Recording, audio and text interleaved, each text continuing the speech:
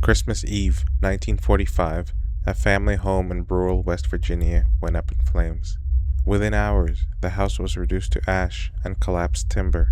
Officials said 5 children had died inside. But when investigators searched the remains, something didn't add up. There were no identifiable bones, no skull fragments, no teeth, nothing that could conclusively confirm the children had ever been there at all. And in the days that followed, strange details began to emerge. A ladder that had been standing outside the house was gone. A phone line that should have survived the fire was found cut, and witnesses claimed they saw the missing children alive after the fire had already ended. More than 70 years later, no one can agree on what really happened that night. Christmas Eve is usually remembered for warmth, for lights glowing in windows, for families gathered together inside a single home while winter settles outside. In 1945, in Fayetteville, West Virginia, the Sodder family was preparing for exactly that kind of evening. It was the first Christmas after the end of the Second World War, a time when many families were trying to rebuild a sense of a normal life. Inside the Sodder household, George and Jenny Sodder lived with their 10 children. It was a busy home, loud, lively, full of movement and noise in the way large families often are. That night, a darkness fell over the hills of West Virginia. The younger children stayed up late, excited for Christmas morning. Eventually, exhaustion took over. One by one, they fell asleep inside the house, some in bedrooms, some on couches downstairs. Everything felt ordinary, safe, routine. Sometime after midnight, the phone rang. Jenny answered it. On the other end, she heard a woman's voice asking for someone she did not recognize. In the background, there was laughter, glasses clinking, music. It sounded like a party. A wrong number, she assumed. She ended the call and returned to bed. At the time, it meant nothing. Later, it would become one of the many details that refused to fit neatly into any explanation. As the night continued, Jenny noticed something unusual before going back upstairs. The house lights were still on in places they shouldn't have been. Curtains were not fully drawn, small details that suggested the family's routine hadn't fully settled into night. She checked the doors. Everything appeared locked. Then she went to sleep. Around 1 a.m., she was awakened by a loud noise. No shouting, no alarm, a heavy crash. She later believed something had struck the roof of the house. At the time, she assumed it might have been something falling outside. Snow, ice, debris. She listened briefly, then went back to bed. 10 minutes later, she awoke again, this time to the smell of smoke. When she opened her bedroom door, the hallway was already filling with fire.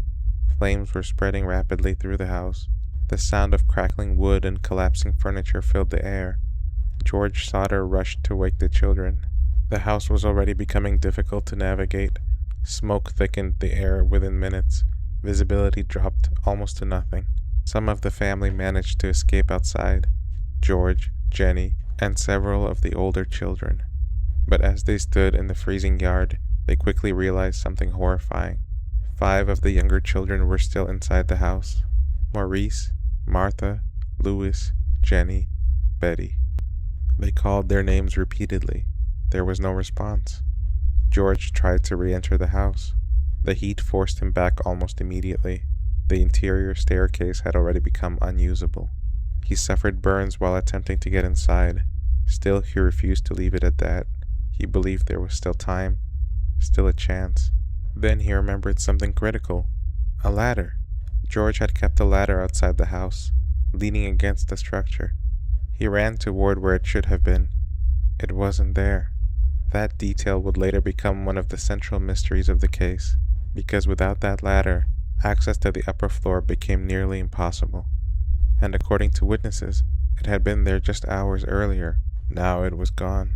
Desperate, George turned to another option: his trucks. He owned 2 large vehicles used for work.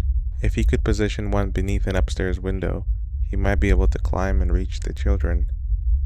He ran to the first truck. It wouldn't start. He tried the second. It also failed. Both vehicles had been functioning normally earlier that day. Now neither engine would turn over. Outside, neighbors began noticing the fire and attempting to help. One tried to call the fire department. There was confusion on the line, delays, miscommunication. Another neighbor drove into town personally to alert firefighters. By the time help arrived, the fire had already consumed most of the structure. When firefighters finally reached the site, the house was largely gone, collapsed, burned down to its foundation. What remained was smoldering debris and ash, and 5 missing children. Officials quickly concluded that the children had died in the fire. The case was effectively closed. But for the Sodder family, the explanation never felt complete, because something about the aftermath didn't match what they expected to find. During the initial search of the remains, investigators reported something unusual, or more accurately, something missing. There were no identifiable human remains, no bones that could be clearly attributed to the children, no definitive evidence that bodies had been recovered at all. This was not an immediate sign of foul play. Fires can destroy remains under extreme conditions, but even in severe house fires, traces are usually found. Teeth, bone fragments, something. In this case, the absence was striking enough to raise questions. George Sodder began asking those questions immediately. He wasn't satisfied with the explanation that everything had simply been consumed by fire, especially given the speed at which the house had burned, and especially given the other strange details from that night. The missing ladder, the failed trucks, the dead phone line, the earlier strange call. Each detail, on its own, might be explained away, but together they created something harder to ignore, a pattern that suggested interference.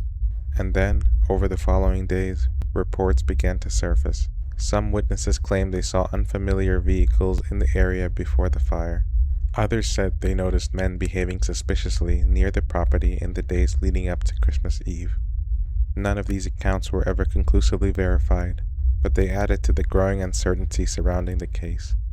Then came the most unsettling possibility of all, that the children may not have died in the fire at all, because as the investigation continued, the absence of remains remained unexplained.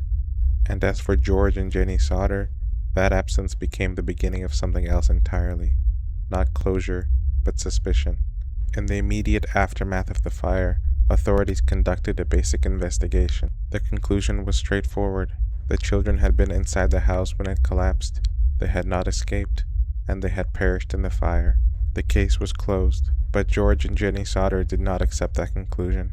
They began pushing for a more thorough review. Eventually, additional attention was given to the site, including input from fire investigators. What they found did not resolve the case so much as complicate it further. The house had burned extremely quickly, faster than expected for a structure of its size and construction. This raised early questions about how the fire had developed. However, there was no definitive evidence of accelerants or intentional ignition found at the time. Fire investigation in the 1940s was still a developing science. Many modern forensic techniques did not exist yet. Another key issue remained unresolved: the missing remains. Even in intense house fires, it is typically possible to recover at least partial human remains. Teeth are especially resistant to fire damage. Small bone fragments can often survive even in high temperatures. But in this case, investigators reported finding nothing that could be definitively identified as belonging to the children. This absence became one of the central mysteries of the case. Some cases fade with time. They are solved, archived, and gradually forgotten. Others remain open in memory because they resist simple closure. The Sodder Children case belongs to the second category: a fire on Christmas Eve, a family forced outside into the cold night, 5 children who were expected to be inside the burning house, yet no clear evidence that they were ever recovered, and years of uncertainty that followed. Perhaps the simplest explanation is also the correct one: a fire too fast to escape, a tragedy too severe to leave remains behind, a family left searching for answers that could never fully exist. Or perhaps the most troubling part of the story is not what was destroyed that night, but what was never conclusively proven in the first place.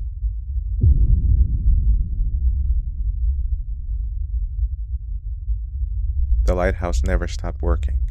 Night after night, its beams swept across the Atlantic Ocean, warning ships away from the jagged cliffs of a tiny Scottish island.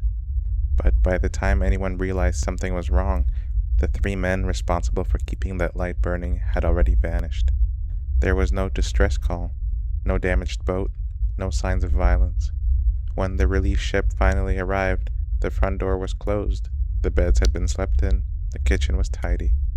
It looked as though the keepers had simply stepped outside and never came back. More than 120 years later, no one knows exactly what happened on the Flannan Isles. Far out in the North Atlantic, nearly 20 miles west of Scotland's Outer Hebrides, lies a small cluster of rocky islands known as the Flannan Isles.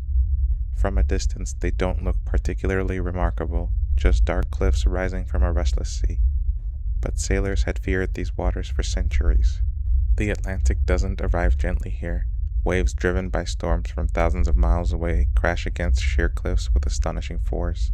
Even on calm days, the sea can change its mood without warning. For generations, ships navigating these waters risked disappearing into the rocks, especially during winter when darkness settled early and storms could erase the horizon.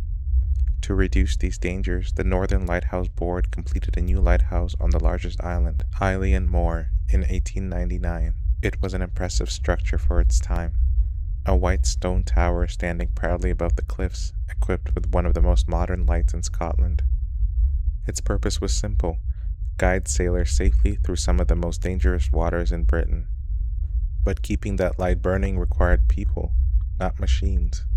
Life as a lighthouse keeper demanded a certain kind of person. The work was repetitive, isolated, often lonely. Keepers spent weeks living together on remote islands, maintaining machinery, recording weather conditions, cleaning lenses, repairing equipment, and ensuring the light never failed. It wasn't glamorous, but it was essential. A single mistake could cost dozens of lives at sea. Only experienced, dependable men were trusted with this responsibility. In December of 1900, 3 such men were assigned to the Flannan Isles. James Ducat served as the principal keeper. At 43 years old, he had spent much of his adult life working lighthouses. Fellow keepers described him as disciplined and reliable. Exactly the sort of man the board wanted in charge of an isolated station. Working beneath him was Thomas Marshall, the assistant keeper. Marshall was known for his meticulous nature. He took pride in maintaining detailed records and ensuring every piece of equipment functioned exactly as it should. The third man was Donald MacArthur. Unlike the others, MacArthur wasn't a full-time lighthouse keeper. He had been brought in temporarily after another keeper fell ill. Before that, he'd worked as a sailor and laborer. Locals considered him physically strong, practical, and accustomed to difficult conditions. Together, the 3 men formed an experienced crew. None of them were strangers to rough weather. None were inexperienced. If anyone could safely manage a remote lighthouse during a Scottish winter, it was them.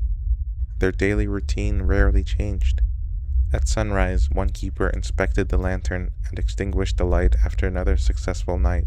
The lenses were cleaned meticulously. Any trace of soot or salt spray could weaken the beam.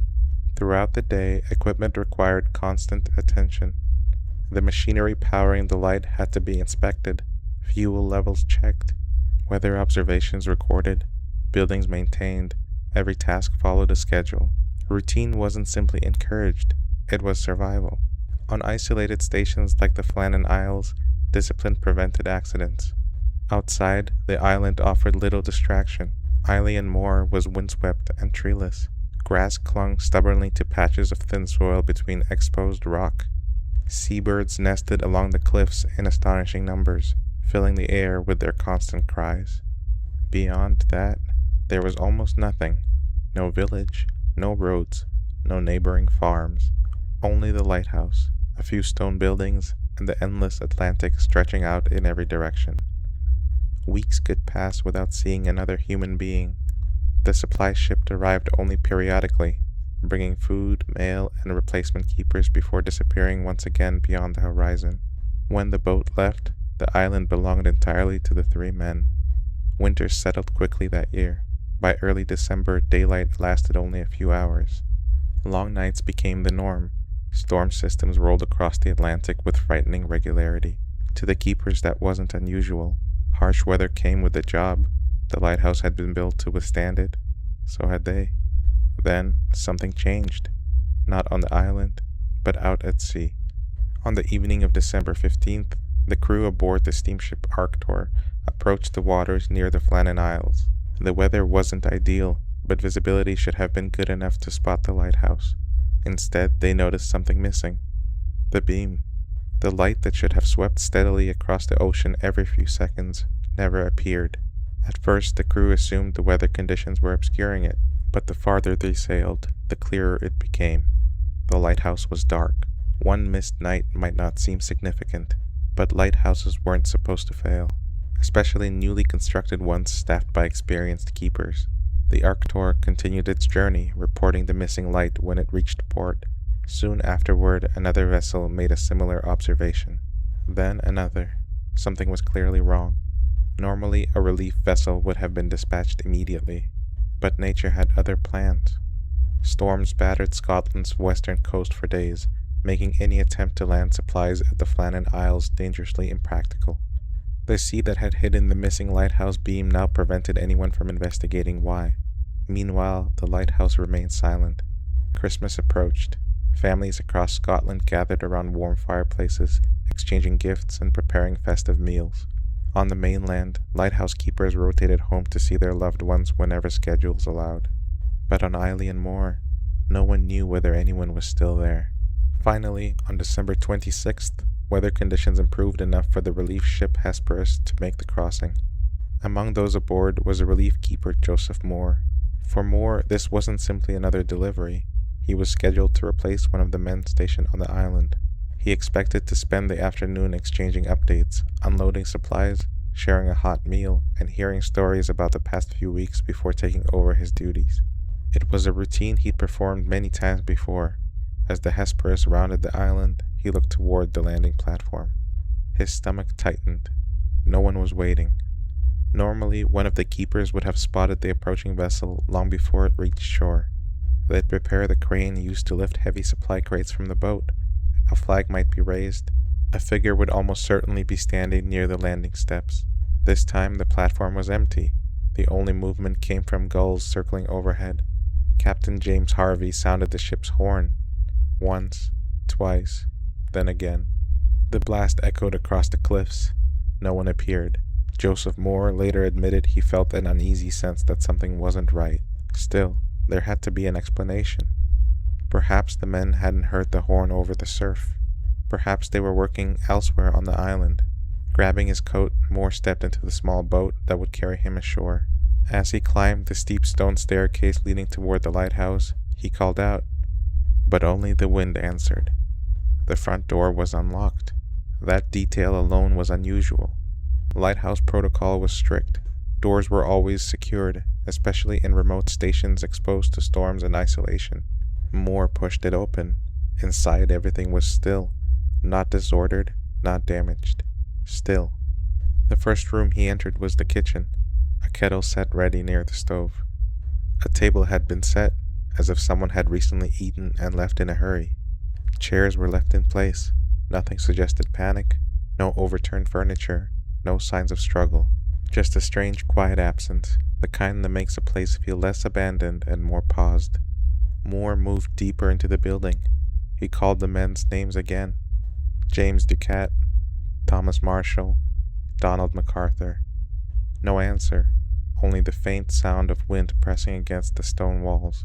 In the bedrooms, the beds were made, carefully, neatly, as if the men had followed their routine right up until the moment they left. But there was no sign of where they had gone.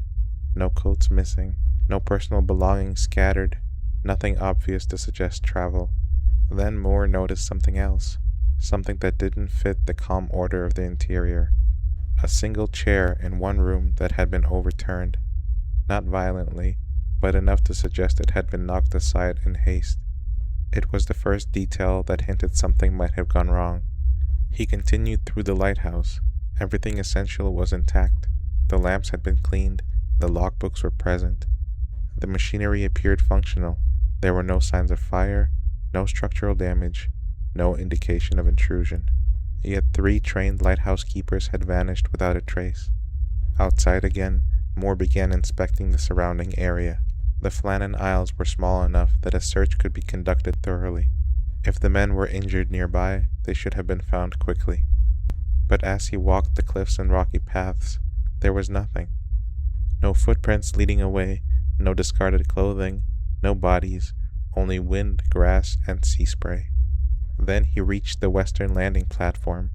This is where things began to change. The iron railings near the edge of the cliff were damaged, twisted, bent inward, as if struck by immense force. A heavy storage box had been displaced and broken open. Ropes used for hauling supplies were frayed or missing entirely. This was not normal wear and tear. Something violent had happened there. For the first time, the scene suggested movement toward the edge of the island, not away from it. Moore's report later described severe storm damage in this area, and indeed weather records confirmed that the North Atlantic had been experiencing heavy storms during this period. Waves on these coasts can reach extraordinary heights, especially during winter systems driven in from the Atlantic. But one question remained difficult to answer. If conditions had been that severe, why was the lighthouse itself so orderly inside? Standard procedure in dangerous weather required strict discipline. At least one keeper was supposed to remain inside the lighthouse at all times. The others might work outside briefly, but never all together in exposed conditions. So why were all three missing at the same time? Back inside, Moore checked the logbooks. This is where later retellings of the stories become complicated. Over the years, dramatic versions of the Flannan Isles mystery included entries describing extreme storms and emotional breakdowns among the keepers. But historians now note something important. The original logs have never been conclusively verified in public records. What is confirmed is simpler. The lighthouse had been operating normally before the disappearance, and then it stopped. There were no written explanations, no final distress message, no recorded warnings of evacuation, only silence. Moore continued his inspection for several hours, but nothing new emerged. Eventually, he returned to the ship and reported what he had found: a lighthouse operating normally on the inside, damaged structures on the outside, and 3 men completely missing. The lighthouse still stands on Eilean Moor. It has been automated for decades now. No keepers live there anymore. Machines control the light that once required human hands. Visitors who reach the island often describe it as eerily quiet, not haunted, just empty. There are no verified records of what happened to James DeCat, Thomas Marshall, and Donald MacArthur after December 1900. No recovered remains, no confirmed wreckage, only the lighthouse, and the knowledge that 3 experienced men simply stopped being part of the world without warning. Some mysteries feel unsatisfying because they lack answers. Others feel unsettling because the answers seem too simple.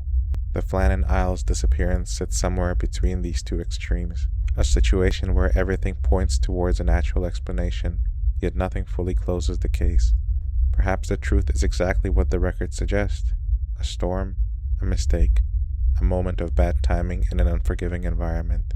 Or perhaps the Atlantic took something that was never fully witnessed in the first place, leaving behind only an empty lighthouse, still doing its job, long after the men who maintained it were gone.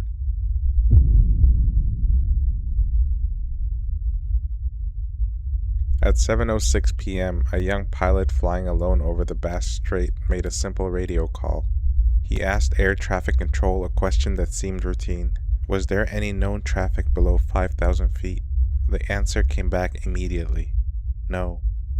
But the pilot didn't sound reassured. He said there was a large aircraft below him anyway.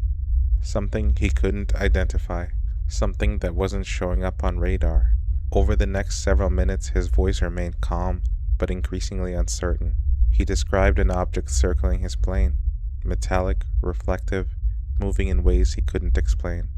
Then his transmission ended with 17 seconds of strange metallic noise, and silence. Neither the pilot nor his aircraft was ever seen again.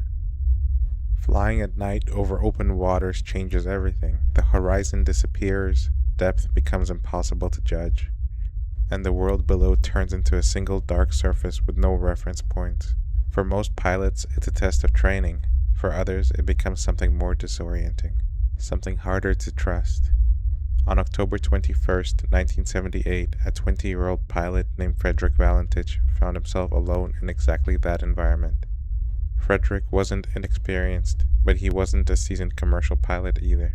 He had around 150 hours of flight time, enough to fly independently but still early in his aviation career.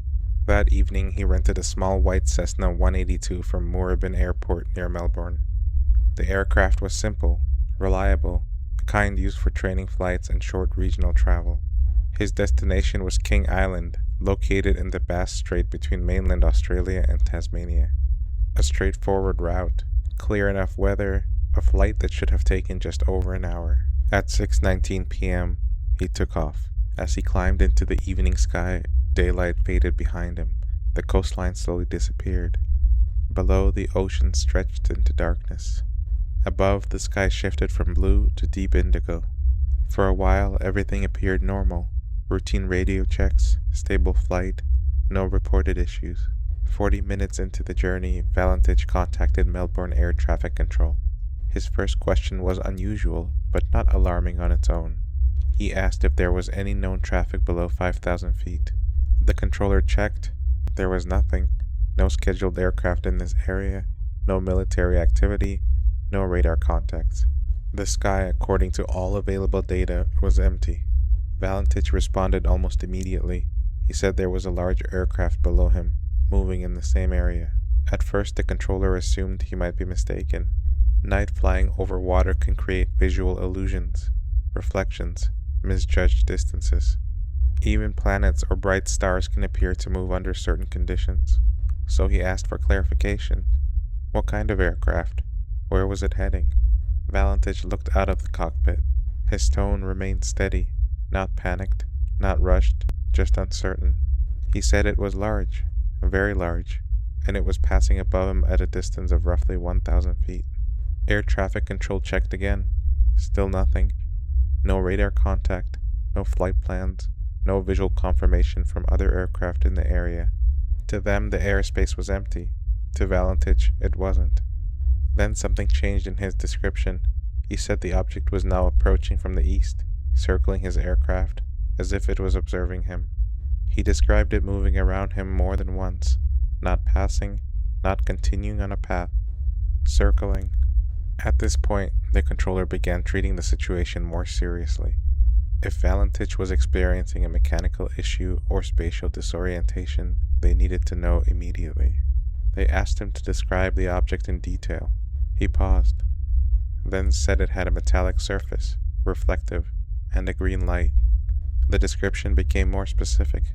He said there were 4 bright lights, possibly landing lights, but the way they moved didn't match any known aircraft behavior. He sounded increasingly confused, not frightened, but struggling to interpret what he was seeing. Then came one of the most unusual parts of the transmission. Valentich said the object was orbiting above him. He didn't use dramatic language. He didn't suggest what it might be. He simply tried to describe its movement as accurately as he could. Something was circling his aircraft, and he couldn't identify it. Air traffic control asked him to confirm altitude. He replied, 4,500 feet, then added that his engine was starting to run rough. This shifted the situation. Now there was a possible mechanical issue in addition to whatever he believed he was seeing outside of the craft. The controller prepared emergency procedures, but Valentich continued describing the object.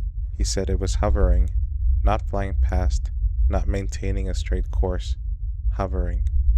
And then he added something that would become central to the mystery. He said it wasn't an aircraft. There was no panic in his voice, no shouting, just steady reporting, as if he was trying to communicate something that didn't fit into normal aviation language, something that didn't behave the way it should. Then abruptly his tone changed slightly. He repeated that it was not an aircraft, and then there was a brief pause, followed by an unusual sound on the radio feed, a scraping metallic noise, lasting approximately 17 seconds, then silence. No final transmission, no distress call, no explanation, just a dead frequency. Air traffic control attempted to re-establish contact immediately. They called his aircraft repeatedly. No response. Search procedures were activated shortly after. At first light, aircraft and naval vessels began searching the Bass Strait. The area was vast, cold, open in all directions. But despite extensive efforts, no trace of Frederick Valentich or his Cessna was ever found. No wreckage, no fuel slick, no debris field, nothing confirmed. As news of the disappearance spread, attention quickly turned to the final radio transmission.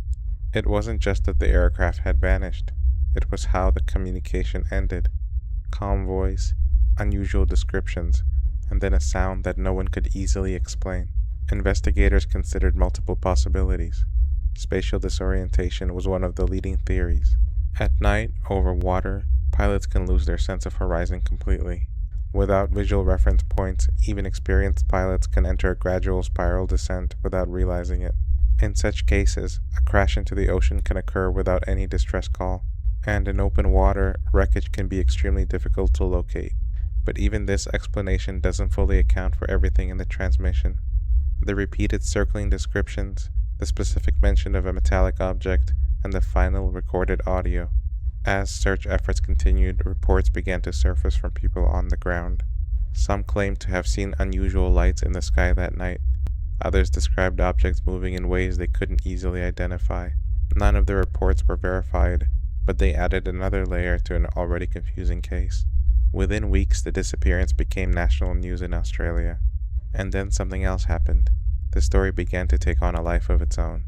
Because unlike many aviation accidents, there was no wreckage to analyze, no flight path reconstruction based on debris, no physical evidence of impact, only the final transmission and a missing aircraft. And as the official investigation continued, one question remained at the center of everything. If Valentich had experienced a mechanical failure or disorientation, why did his final words describe something else entirely? Something he insisted was not an aircraft, something that was still there with him. Right up until the radio went silent, the response was immediate. Once Valentich's aircraft failed to reach King Island, search and rescue operations were launched across the Bass Strait. Aircraft were dispatched from multiple bases.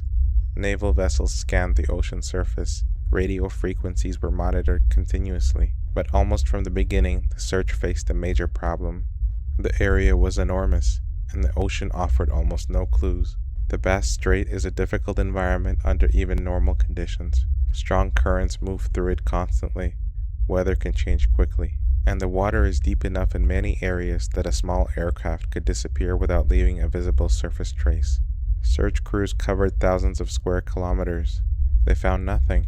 No oil slick, no floating debris, no emergency beacon signal, nothing that could be definitively linked to Valentich's aircraft. Days turned into weeks, then weeks into months. Eventually, the search was officially suspended. The aircraft was listed as missing, presumed crashed, case undetermined. But even as the investigation closed on paper, the questions remained very much open in the public imagination.